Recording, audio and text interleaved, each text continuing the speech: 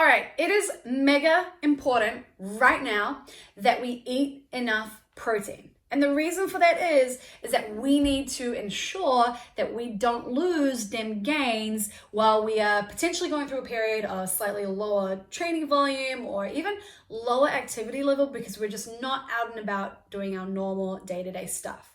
So ensuring that we maintain our current muscle mass is very important. And the guy that's going to help us do that is protein.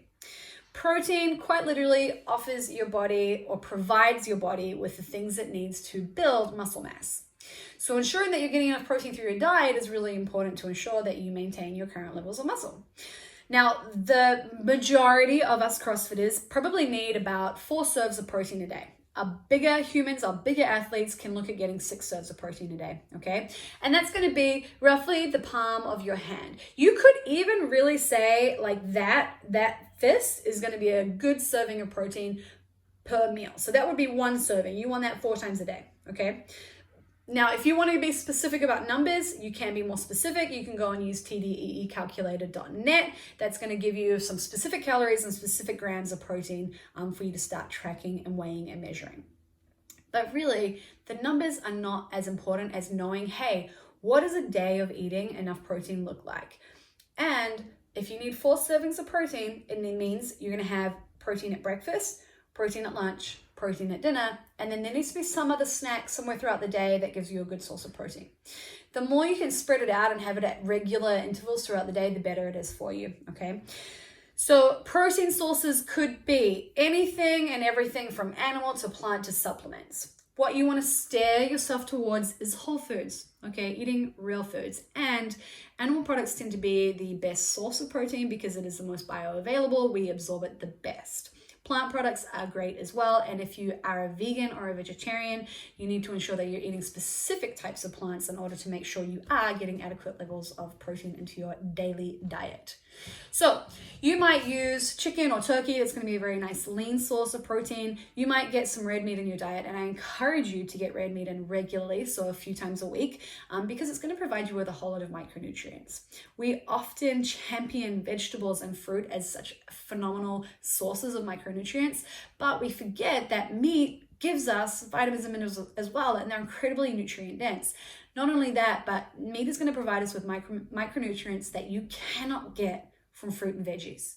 For example, vitamin B12, vitamin D, and iron. It's really difficult to get those things from plants in the form that we need it. So having red meat in your diet regularly is really, really beneficial. The other thing that you want to incorporate is fatty fish. So things like salmon, things like mackerel, sardines, trout, those are really important to get into your diet. So not only are they going to give you some protein, they're also going to give you omega-3 fats. And omega-3 fats are anti-inflammatory, okay? We want both omega-3 and omega-6.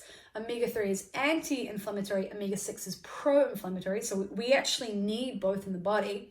But what happens is we generally don't get enough omega-3 in the diet, and we get heaps of omega-6 in the diet. So what we need to do is be eating foods that are going to increase our intake of omega-3s in order to counter omega-6s. So what that does is it takes us out of a potentially inflamed state due to our consumption of high amounts of omega-6s.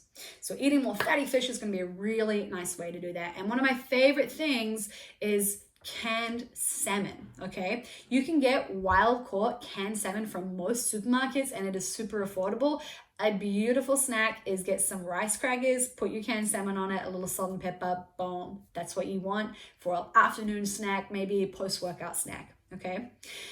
The other things that you can incorporate for people that maybe aren't eating animal products or avoiding it or are vegans or vegetarians is having legumes. So things like beans, right?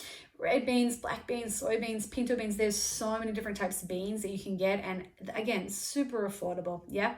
So incorporate as much as you can in terms of beans. You also want to have things like chickpeas and lentils, and they're great in terms of filling up a salad, making it a little bit more dense. The other thing that you can add in is supplements. So there's going to be 2 different options, okay? And again, this is going to be, like I said, a supplement, it should supplement the whole foods that you're already eating. So it's just going to top up those levels of protein if you need it. Now, people that eat animals, whey protein is a very easy thing to get. It's affordable. You can also get sources of grass-fed whey protein pretty easy. You might also use things like Blue Dinosaur bars or True Protein bars. They're great protein bars. And I look for protein bars that have good amounts of protein in them, first of all.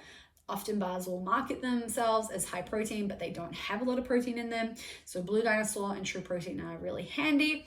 And I look for bars that have an ingredient list that has very few ingredients, and all the ingredients are things I know what they are, so I can pronounce every word. Okay, that's really important. Blue Dinosaur and True Protein both have less than 10 ingredients in them. I think they might be around the 6 to 7 ingredient mark.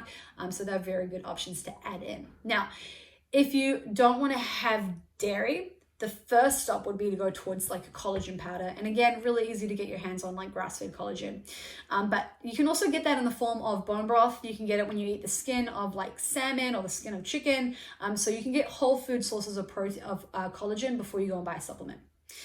For my vegans and vegetarians, a pea protein, a hemp seed protein, or a soy protein are going to be nice alternatives. Something that you can get a lot of, which is awesome, and I love it, I love incorporating it into my diet, is pasta alternatives. So things that are like gluten-free and grain-free are often made with black bean or soybean, and they're very, very high in protein. So if you're finding any pastas that are grain-free and gluten-free, have a look at the protein content and have a look at the ingredient list, because you're probably going to get a really good source of protein from adding those into your meals. You're generally going to find those at like Go Vita at Bayside, or you might find it at your local health food store. And then things like, I've already said soy. Soy is really easy to find. Generally speaking, I encourage you to find organic forms of soy, and that might be in the form of soybeans, so quite literally eating the bean, or edamame beans. You can buy those frozen really easily. That's also tofu and things like tempeh as well. Okay, so soybean is really quite easy to get a hold of, but steer yourself towards an organic form of soy.